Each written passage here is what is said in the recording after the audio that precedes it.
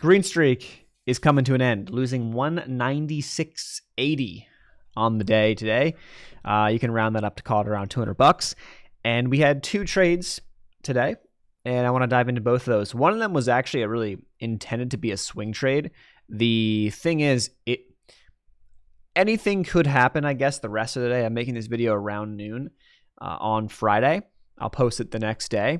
Anything could technically happen with this trade, but you'll see why I got out. I just don't want to hold over the weekend because I can always re-enter next week. It's fine. So we had a meta and a DOW, meta long and a DOW long. Started off with the DOW long. So this is the first one on the bottom here. And then a meta long. So here's the DOW chart.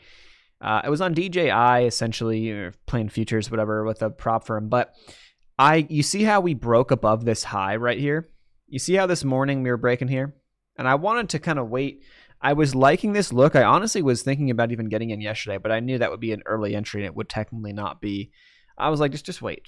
You know, technically it wouldn't be too my strategy. I'd wait for the break. So we got the break this morning. The risk of this break, and you could say I have to maybe refine this rule, but I just don't have enough data behind it to be able to refine it right now. And it was really because I entered this very early. So the market opened, and shortly after the open, within the first 10 minutes or so, I was in on a DOW long because we were pushing up above that blue line, which was the breakout point. That was a new all-time high on the DOW. And I was like, okay, well, we've actually not surprisingly, but we've had a nice consolidation here on the DOW the past, I don't know, couple of weeks. It's been nice. It's been uptrending, you know, it's been strong, but it's been consolidating after a very strong move. And if we break this consolidation, I want to play the continuation move because odds are that we potentially continue higher. That's just the types of trades that I take. So got in, and then, you know, here's the thing. My stop loss technically was lower. So my stop loss is actually under yesterday's low. We haven't, as I'm filming this, we haven't gotten that. We might by the end of the day. We very well could. But the reason why I decided to just get out now was I'm like, yo, it clearly I was wrong, right? Like, even if it does hold this and go, I was clearly wrong on the timing. So then I can always get back in next week. You know, like, who cares? And that's the plan. So that's just really why I got out of it. I'm like, also, you know, go to like a different, zoom in the time frames here, and like, does that look good to you? Does that look great to you? No. You know what I mean? So I could have risked like 200-ish bucks on that trade, but I ended up cutting it for like a 160L. Yeah, I lost about 160 on it. You know, so I was like, I might as well just save the 40 bucks. Not like it matters that much, and, you know, reconsider this one next week. And, you know, again, if we play it right and we get the good risk reward and we have a really nice trade, like if the trade comes out of it, we'll make so much more, then it doesn't really matter. I don't really care. But, you know, having a clean slate going into next week is probably not a bad thing either.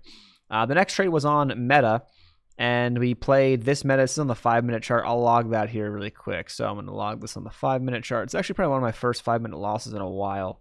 Just my first losing day, like my first true losing day in a while, believe it or not. But if I jump to the meta 5-minute chart and I replay this thing, I'll show you guys what I was looking at. So I got in at around 10:10. So let's move that closer to 10:10 so we can see. But what do you see? I mean, based off the 5-minute chart here, I mean, you see just a really nice setup. I see a very nice push, higher lows, consolidation. You want to call it a flag? Great. You have a break of highs into the next leg of the move. And that's really what I was looking for. I was looking for a break of highs right here for the next leg of the move. And Meta was one of the strongest stocks. Actually, it was like the strongest stock on my list today. And it's pushing new highs. You know, the concern there is that it is pushing new highs and maybe it pulls back. But I entered here on the break into those new highs. Immediately kind of gave us a little, you know, little wonkiness. And I was like, okay, my stop loss is actually here under 374.25, I believe, under this candle's low. And then it got a nice little push. Like, it actually kind of pushed up decently. It went in my favor a bit. Then you had this upper wick. You had this next candle. I think that this just pushes up as well. And I was like, okay, like, you know, we're kind of up nice. Like, it's not bad, but I did want to see another dollar. I think we got up towards 377. Let's see. Yeah, I think we did. Yeah. And so you look at this trade and I said to myself, yeah, like, this is kind of a shitty one to lose on, right? Like, I pause it right here. Seeing this move and being like, and if I look back at this and say to myself, you got a breakout, right? Now, it was only, you know, it was a small one, nothing crazy, you know, it was 10 minutes or so of a break. But if I lose large on this trade or I lose like my full position size, it's kind of like dumb. It's kind of dumb because you kind of got the breakout. So when I see scenarios like this play out, I just move my stop loss up to an invalidation point. And so what I saw was an invalidation point was pretty much if Meta came back and tested the breakout zone, which is right here around 375.50 or so, and it fell below that, get me out, which was close to my entry. My entry was around 375.60, so I really was only going to risk like 30-40 bucks, which is what I did. So I moved my stop loss up to that point, and then Meta eventually just kind of sputters out and just kind of dies, which is what it is. Just didn't get the follow through. The S&P kind of came back down as well, and so stopped me out there. Not a big push. I was looking for up towards 378 on Meta. Just didn't get it, and so that was it. So we ended up losing on that one, but not bad. Only lost like 40 bucks or so. So yeah, if you go back in time, go back to October. This is what this is showing now. This is not my biggest loss. I actually had a $400 loss day on November 13th, which because the funny thing is that was really because it was a swing trade and a day trade that I both lost on, and so I cut both of those at the same time, so I just realized a bigger loss on that day. But today is around 200 bucks. Not terrible. I don't know if I showed this yesterday, but I'm just going to refresh this because this is the current account. So we're up to 25.3. So we gave back a couple $100 that we had in gains. However, we are still up to, we're 300 out of the $2,000 target we are looking to do. This is, again, like I always say, on days like this, I think if you caught the live stream, if you caught these videos, this is real trading, right? I like to be honest and transparent with these videos because I think that's obviously important. Everyone says that and then says, well, buy my shit. I don't need you to buy anything. You can do whatever you want to do with your money at the end of the day.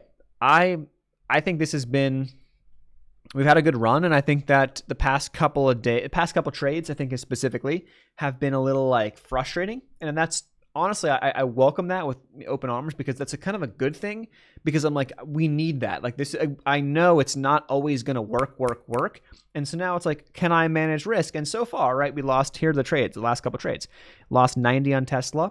Not bad at all. Lost 37 on Meta. Not bad at all. Could have been a winner, but made sure we minimized that loss. It didn't truly go to my target, so okay, it is what it is.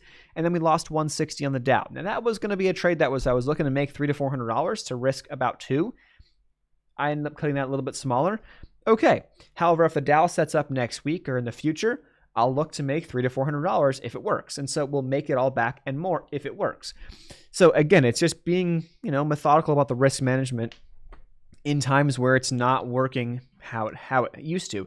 The biggest key when this happens, though, I think, which is important, and most people just try to jump to a different strategy. Okay, well, now I'm going to dip buy. Now I'm going to short this.